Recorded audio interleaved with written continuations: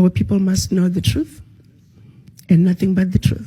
France remains as a member of the UN Security Council, and yet France today remains one of the biggest perpetrators of human rights violations in Africa. And everybody is giving it, the world is giving it a blind eye. United Nations, it is a body that's supposed to be the watchdog for human rights violations. France remains the biggest risk to peace and security in Africa today, and nobody is talking about it. France did something absolutely deplorable. Made the former colonists, because they still are colonized, sign a document which they called the Pact for the Continuation of Colonization. Dig this. On one hand, we're giving you your independence, but on the other hand, sign this document that you are agreeing to continue to be colonized. So two countries said, no way, Jose, we aren't doing this, Guinea and Mali. The French could not understand it. How could an African country dare not want to be affiliated with France? So in their anger, history tells us that they went into those two countries, took everything that they thought they had brought, proceeded to pour concrete into the sewage pipes, completely devastating the two economies. This was also done as a way of letting the other countries know that should you refuse to sign this document, this is the fate that awaits you. So the rest of the country signed the Pact for the Continuation of Colonization remains in place. What is special about this? The Pact for the Continuation of Colonization said, 1, you shall deposit 85% of your bank reserves with the French Central Bank under the control of the French Minister of Finance. The French government will take all your monies, collectively invest your monies in the French stock market under the French name. And you don't have to know what the returns are. Should you wish to access some of your money, keep in mind that countries are now left with only 15% of their reserves. You have to submit your country's financial report, and if approved, you get to access up to 20% of your deposits from the previous year as a loan at commercial interest rates. I'm going to repeat that. Should you want to access some of your own money, you have to submit your own country's financial report. And if approved, you get it as a loan at commercial interest rate. So you go from having a humongous credit with France to now owing France for borrowing your own money, a loan that you'll never be able to finish paying. They also said, all your minerals discovered and yet to be discovered, French companies have the first right of refusal. You go to those countries today, all major contracts, French companies have the first right of refusal. The water supply, the power supply, the mining fixtures, the oil rigs, roads construction, airports, French companies have the first right of refusal. If anything is left, the people in your country may get it. They also said, your military can only be trained by France. You can only purchase military equipment from France.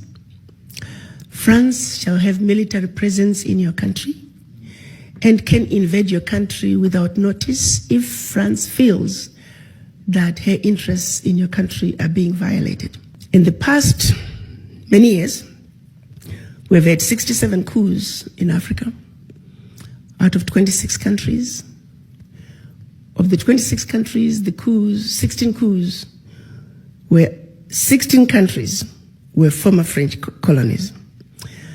To date, 22 African leaders were assassinated during a coup, documented all of them.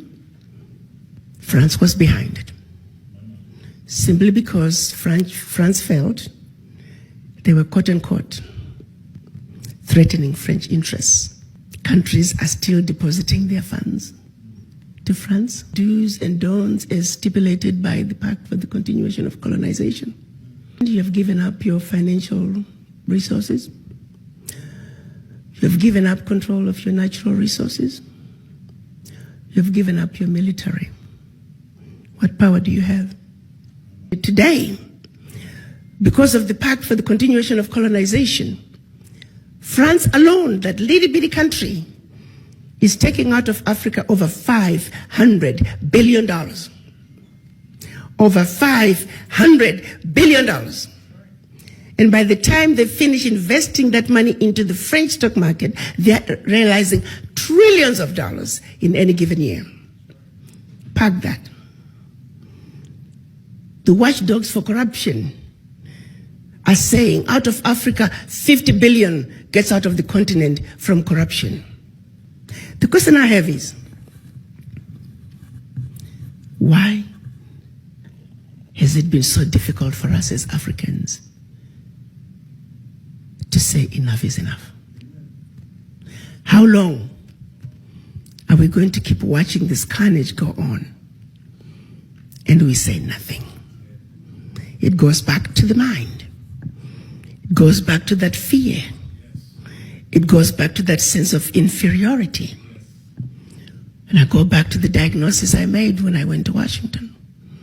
That until we black people understand that we are suffering from the legacy of colonization, that we are suffering from the legacy of slavery, that while we may have lost the shackles of in our legs and our hands, the shackles of the mind continue. Until we realize that we are a wounded people and we need healing, nothing about our circumstances is going to change. We are sick people. But to be sick, first you must realize and accept that you're sick. How do you go to the doctor if you don't think you're sick? We are not only in the doctor's waiting room on an outpatient basis. We are not even in the hospital in a general ward. As black people, we are in the intensive care. And we need to realize that. The baby is now born. And her name is the African Continental Free Trade Area. You see, the children of Africa must realize that now we need diapers, we need formula. There are going to be sleepless nights. This baby is going to cry. This baby is going to throw tantrums. We need to be ready to take care of this baby.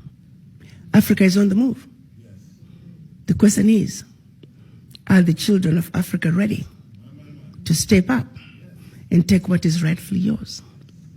You got to understand, around the globe, as black people, the reason we are so disrespected is because we're poor. Most of us don't own anything. Singularly, while we were given our independence, the one thing that was denied from us is economic liberation. The African heads of states are saying African wealth belongs to the African children. The African Union defines African diaspora as all people of African descent living outside Africa. The colonizers have been building the Africa that they want. The game is up. You see, you don't go to China and find black people driving the Chinese development agenda. You don't go to Europe. You don't go to Mexico, India, and find black people driving those regions' development agenda. The reality is, you must not, cannot, should not, and golly, will not go to Africa and find non-Africans driving the African continental development agenda. Unless, of course, you, the children of Africa, the inheritors of Africa's wealth.